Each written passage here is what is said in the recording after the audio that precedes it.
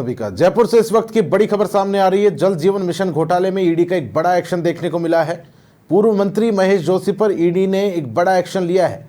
महेश जोशी समेत अन्य आरोपियों की संपत्ति यहां पर अटैच की गई। तकरीबन 47.80 करोड़ की ये संपत्तियां हैं जो कि ईडी के द्वारा अटैच कर ली गई।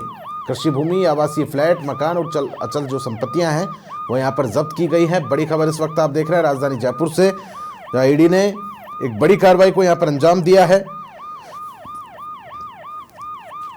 प्रवर्तन निदेशालय ने जल जीवन मिशन घोटाले में कार्रवाई करते हुए करीब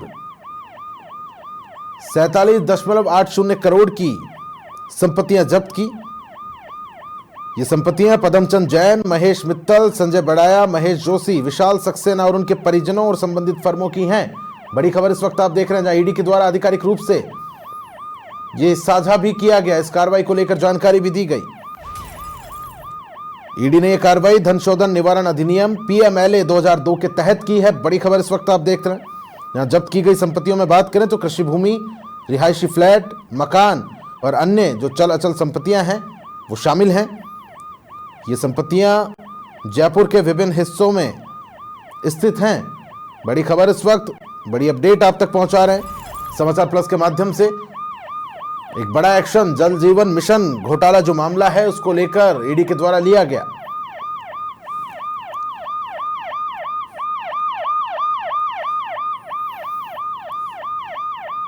जल जीवन मिशन घोटाले को लेकर लगातार जांच पड़ताल अनुसंधान जारी है। एक के एक बाद सिलसिलेवार यहां पर कार्रवाई अंजाम दी जा रही है। और इसी कड़ी में बात करें तो ईडी ने एक और बड़ी कार्रवाई यहां पर अंजाम दी।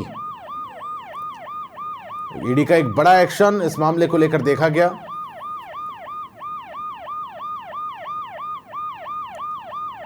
महेश जोशी समेत अन्य आरोपियों की संपत्तियां यहां पर अटैच कर ली गई हैं, जिनकी कीमत तकरीबन 47.80 करोड़ आंकी जा रही है। इनमें कृषि भूमि भी शामिल है, आवासीय फ्लैट भी शामिल है, मकान और चल अचल संपत्तियां जो हैं उसमें शामिल हैं। इन सभी को जब्त यहां पर ईडी के द्वारा कर लिया गया है। धन शोधन निवारण अधिनियम PMLA 2002 के तहत ईडी के द्वारा यह कार्रवाई अंजाम दी गई, जिसकी जानकारी भी ईडी के द्वारा सोशल मीडिया के माध्यम से एक्स पर पोस्ट करके दिए गए।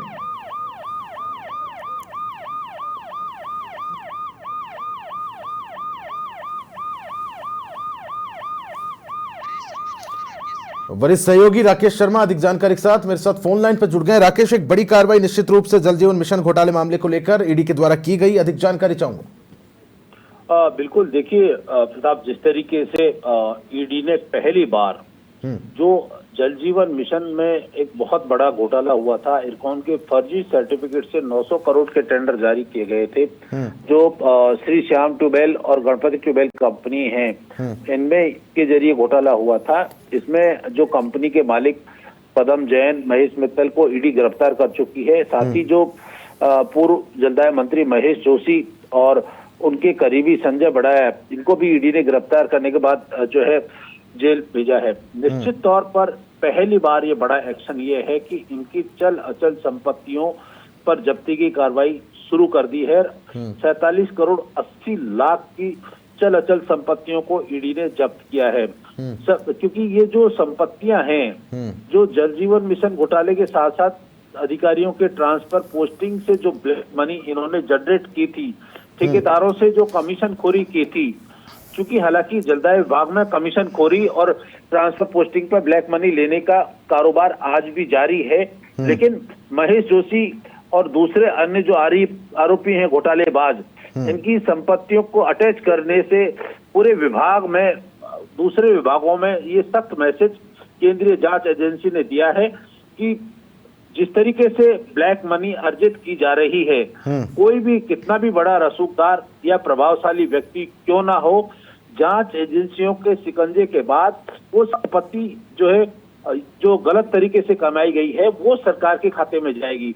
अब इन संपत्तियों को अटैच करने के बाद निश्चित ही इन पर अब कानूनी शिकंजा कसेगा और इनको अब भारत सरकार के दायरे में लाने के प्रयास शुरू किए जाएंगे। क्योंकि 47 करोड़ 80 लाख की जमीन पहले, चल अचल संपत्तियां पहले चरण में जब्त की गई हैं। जो दूसरे अधिकारी हैं जिनके खिलाफ ईडी में मुकदमे दर्ज हैं, उन पर जांच जारी है, उनकी भी चल अचल संपत्तियों को ईडी जब्त कर सकती है और आगे जो भ्रष्टाचार कर रहे हैं या जिन्होंने किया है उनके लिए जांच एजेंसियों का एक सख्त मैसेज है कि भ्रष्टाचार से अर्जित की गई मनी, जनता के पैसे को जिन जिन अधिकारियों ने लूटा है, भारत सरकार और राज्य सरकार ऐसे अधिकारियों के खिलाफ सख्ती से कार्रवाई करेगी और इन संपत्तियों को जब्त करके वापस केंद्र सरकार के खाते में ले जाने की कोशिश शुरू हुई है। ठीक है, बहुत शुक्रिया राकेश तमाम महत्वपूर्ण जानकारी साझा करने के लिए। तो धन शोधन निवारण अधिनियम पीएमएलए 2002 के तहत ईडी ने इस बड़ी कार्रवाई को अंजाम यहां पर दिया है।